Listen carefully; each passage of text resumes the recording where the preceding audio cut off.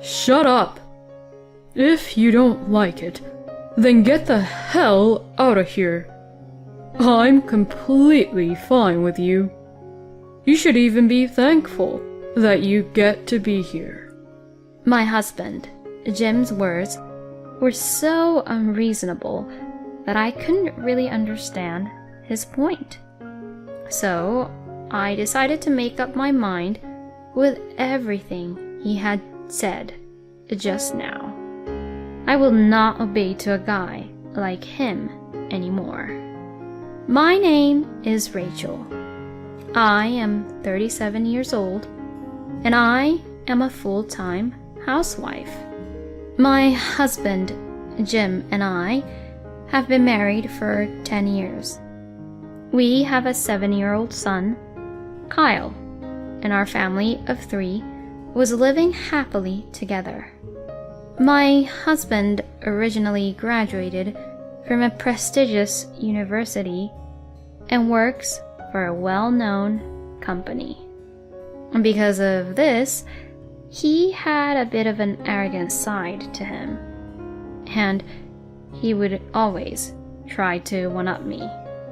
When we were dating, though, I did feel that he was trying to be the man and lead me everywhere, and I thought he was someone I could definitely rely on.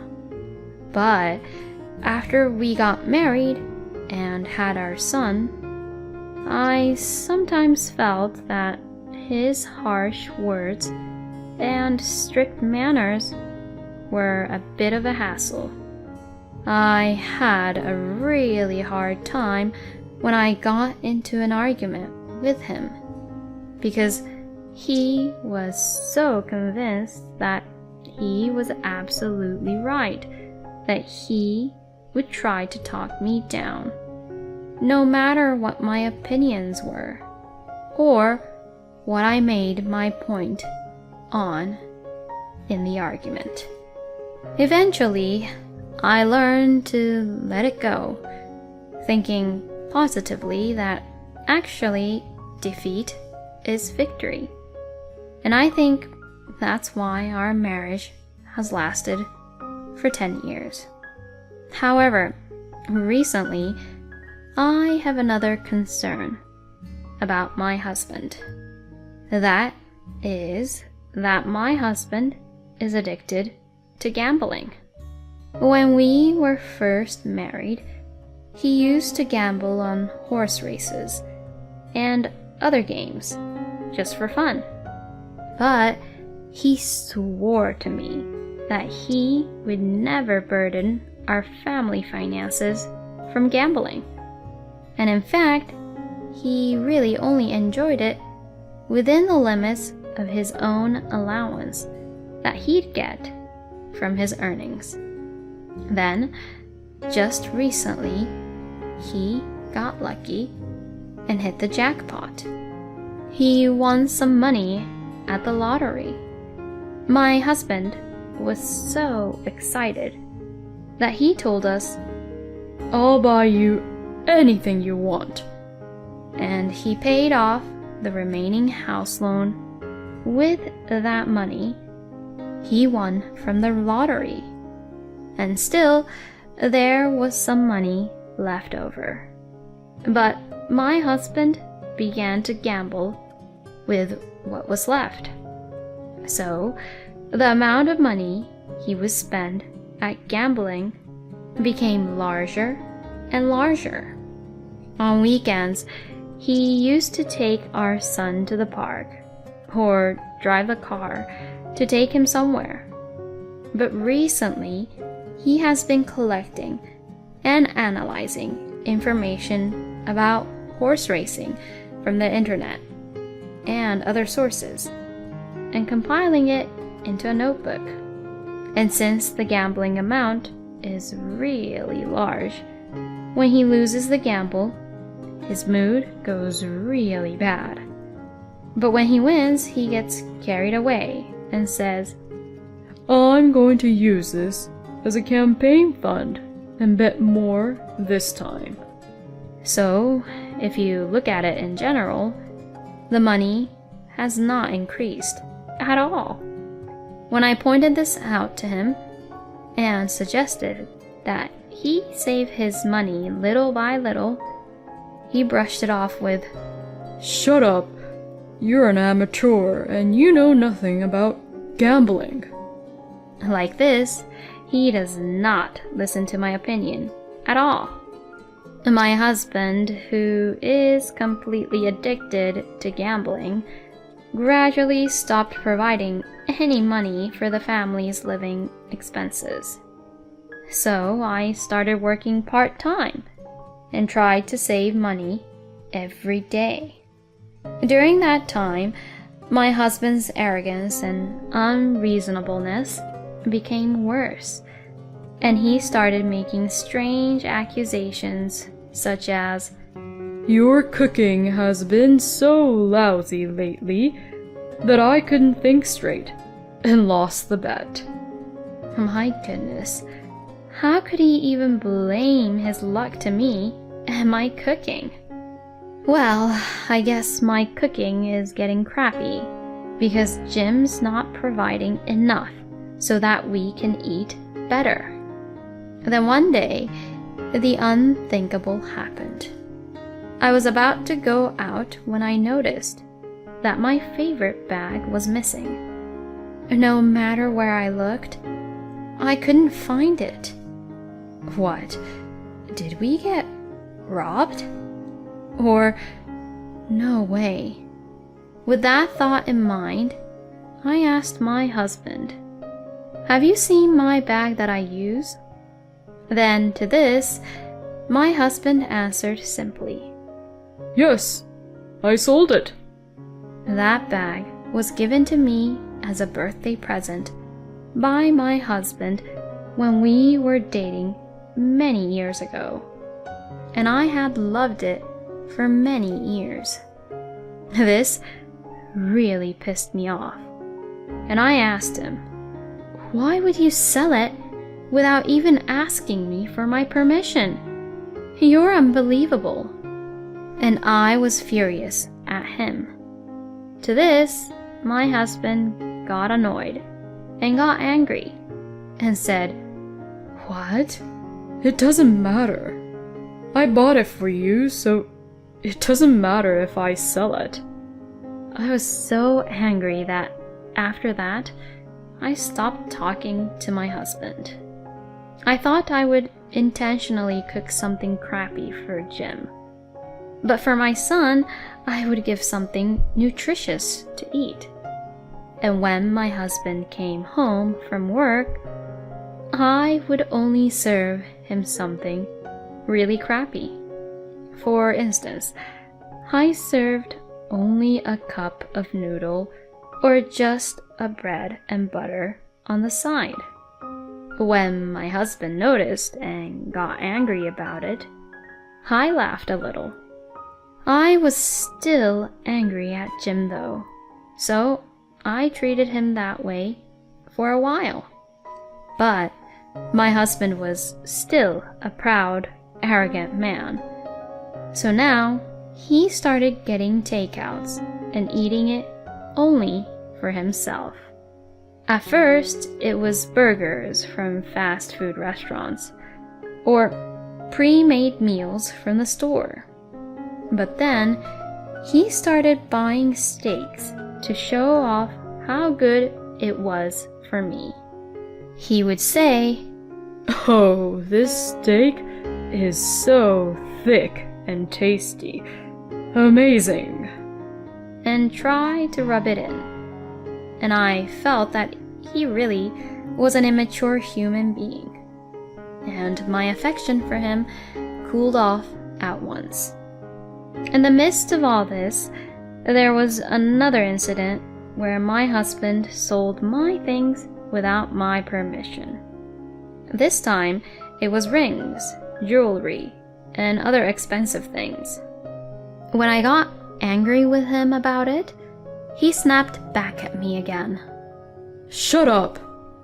If you don't like it, then get the hell out of here.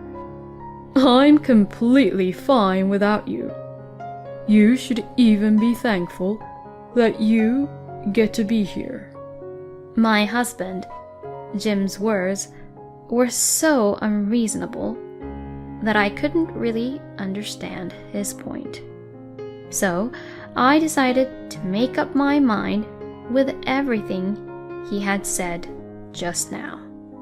I will not obey to a guy like him anymore. While my husband was at work, I packed up my belongings and took my son back to my parents' house.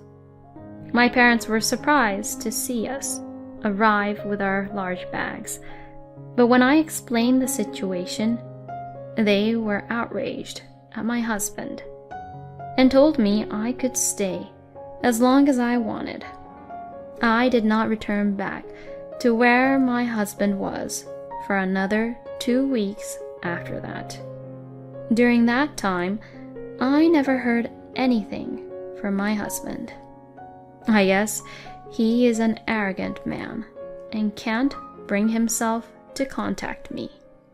And when I thought like that, it annoyed me so much that if that was the case, I decided to stay at my parents' house even more.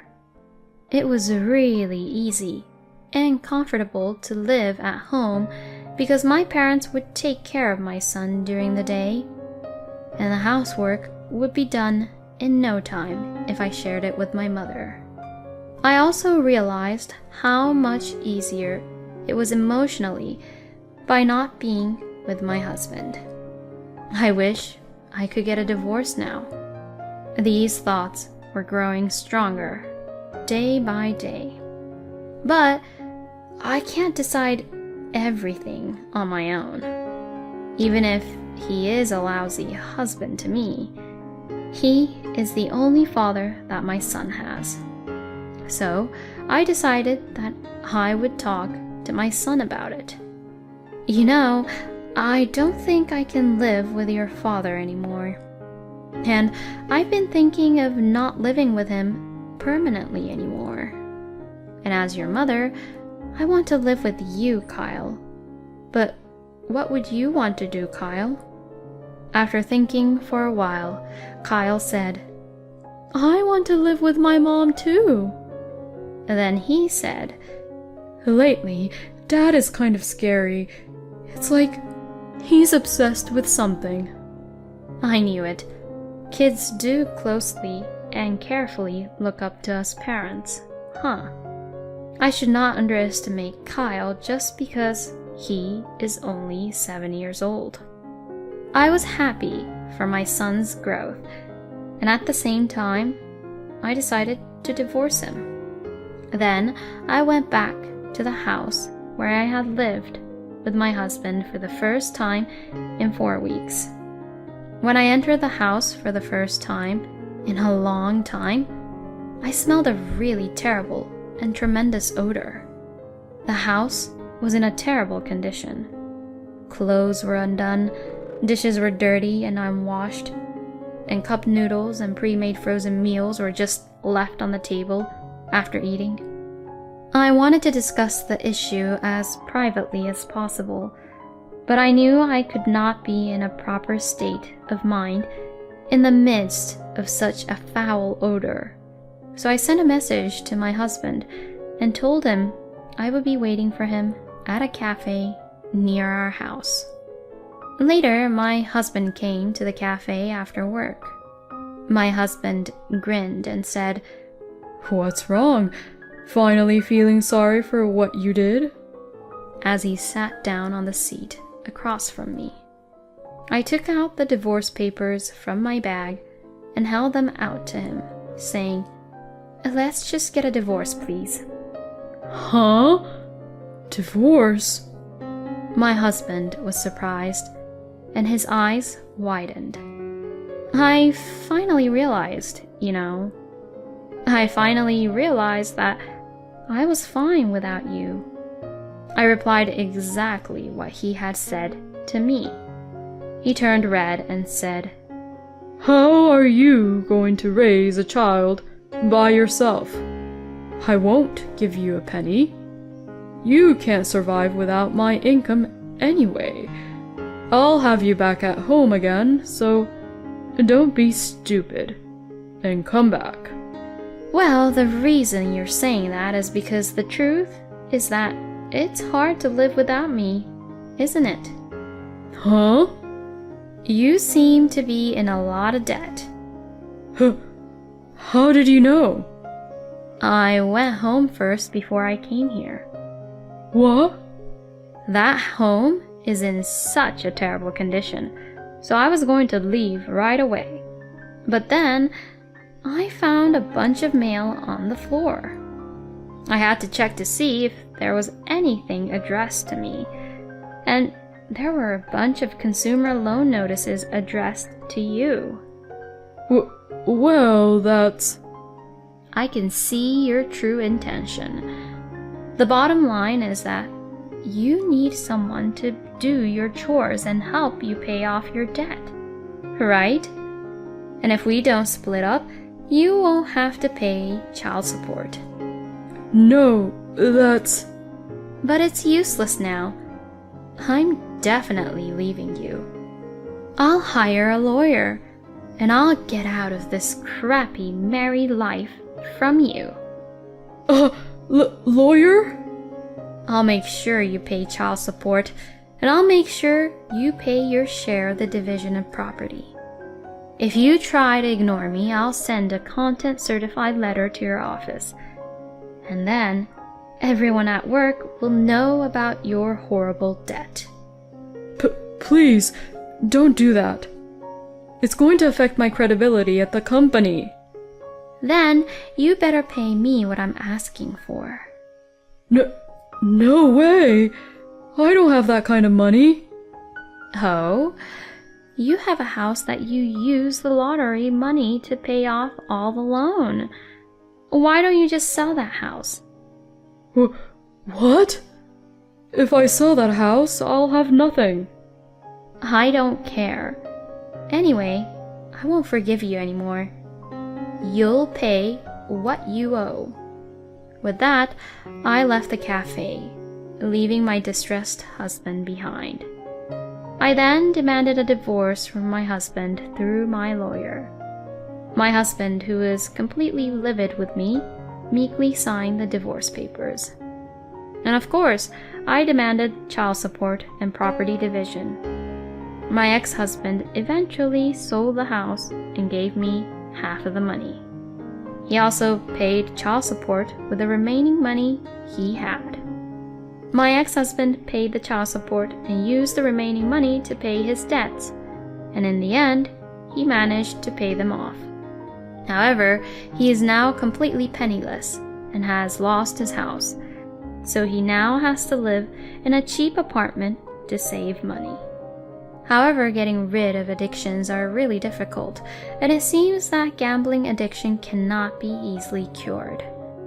It seems that my ex-husband got into debt again, and even his workplace received notifications and calls from the consumer loaning companies, and eventually his debt was found out.